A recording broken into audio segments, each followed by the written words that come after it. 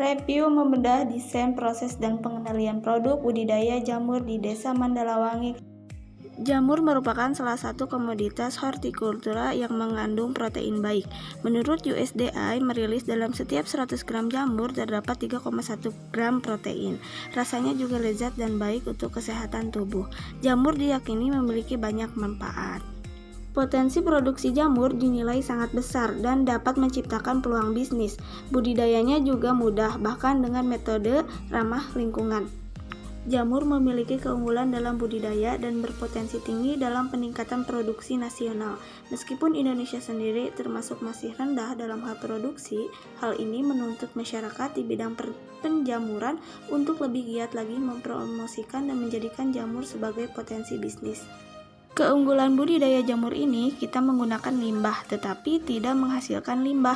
Limbah yang kita gunakan misalnya dari jerami padi, serbuk gergaji, kemudian limbah tekstil, kapas, dan lainnya. Perputaran uang dalam bisnis cukup cepat. Dalam sebulan, jamur sudah panen dan dijual. Budidaya jamur juga menjadi salah satu solusi untuk dijadikan peluang bisnis, apalagi di tengah merosotnya perekonomian saat ini. Seperti halnya yang dialami oleh Pak Wawan, beliau merupakan salah satu pengusaha yang mengembangkan budidaya jamur di tempat tinggalnya. Berikut adalah beberapa penjelasan beliau mengenai budidaya jamur. Dibudidayakan dengan cara kultur jaringan, kita ambil jamur yang bagus, yang kualitasnya bagus, yang jarak panennya dekat, dan kita kultur. Setelah itu kita turunkan menjadi F1 terus F2, baru itu diturunkan lagi ke media backlog. Jamur tiram, sebenarnya jenis jamur tiram itu ada beberapa gitu ya. Kalau untuk dari segi warna yang saya ketahui itu ada 4 warna jamur tiram. 40-50 hari,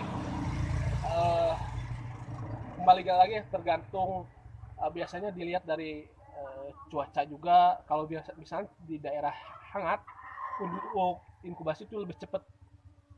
Yang kedua, ukuran backlog juga, soalnya macam-macam petani, ada yang pakai backlog 18 35, 17 35, 20 35. Kayak yang saya ini, saya pakai ukuran 20 35 backlognya.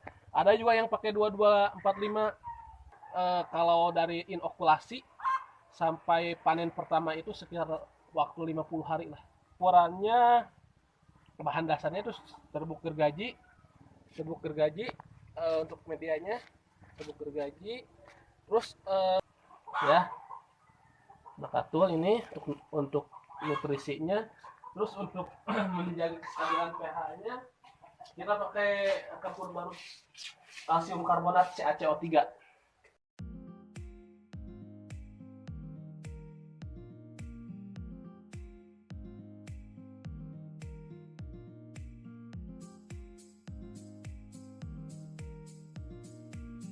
Sekilas info.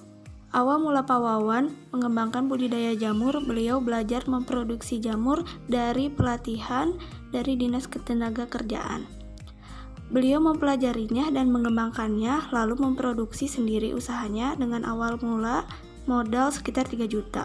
Untuk sekarang beliau memiliki 4 pegawai dan beliau sendiri terjun langsung untuk mengawasi dan membantu.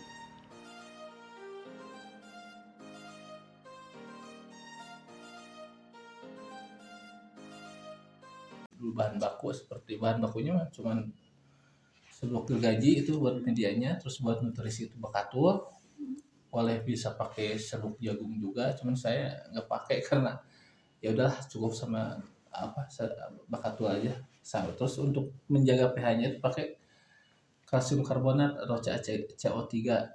Kalau bahasa kitanya kalsit gitu, bisa pakai kapur tinyu gitu yang suka pakai mulas rumah, bisa boleh kayak dengan komposisi bekatulnya 20%, itunya 3% apunya. Komposisinya seperti itu.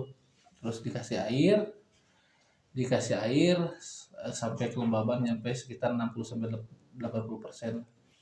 Jadi untuk patokannya, untuk ukurannya supaya digenggam si serbuknya itu nanti nggak puyar lagi gitu. Kalau untuk ininya terus dikantongin,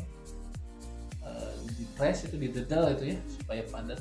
Kenapa padat? Biar misalnya mah nanti jamurnya tumbuh nggak cepat habis, terus bobotnya juga, karena kan nanti kalau gembos gitu ya itu sekali 2 kali udah habis gitu kayak gitu. Jadi dipadatin untuk di press kayak gitu, terus nanti di suhu 121 ke atas ditahan selama minimal 30 menit 45 menit.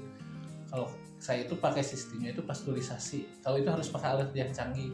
Ini kan sistemnya itu pasteurisasi. Jadi istilahnya mah sama proses kayak gitu, cuman suhunya nggak nyampe 121, cuman paling suhu nyampe sekitar 100 derajat. Ditahan minimal itu 5 jam. Dalam hal penjualan, beliau mengatakan telah memiliki beberapa konsumen tetap yang setiap panen siap menampung, seperti pengiriman pada toko-toko di pasar, permintaan dari rumah produksi, industri kecil pembuat keripik jamur, dan penjualan menerima eceran untuk warga sekitar yang membutuhkannya. Untuk harga yang diproduksi oleh Pak Wawan relatif murah, yakni setiap 1 kg 14.000 untuk penjualan eceran, sedangkan untuk bandar atau konsumen tetap 12.000 per kilo, sedangkan untuk jamur coklat dengan harga 24.000 per kilo. Dalam hal ekspor, menurut Pak Wawan, beliau memang memiliki rencana untuk meningkatkan penjualan lebih karena beliau optimis potensi ekspor jamur sangat tinggi, apalagi di daerah ini yang rendah dengan saingan dalam budidaya jamur. Dalam menjaga kualitas produksi, menurut Pak Wawan, perlu diperhatikannya dalam proses pengelolaan dan pengemasan, seperti memilih kualitas bahan, gunakan air secukupnya, dan suhu yang cukup. Lalu dalam pengemasan, perhatikan tidak boleh terlalu padat, harus ada ruang udara pada plastik jamur, sehingga kualitas jamur terjaga dan tidak rusak. Jamur ditahan 2-3 hari, bahkan seminggu.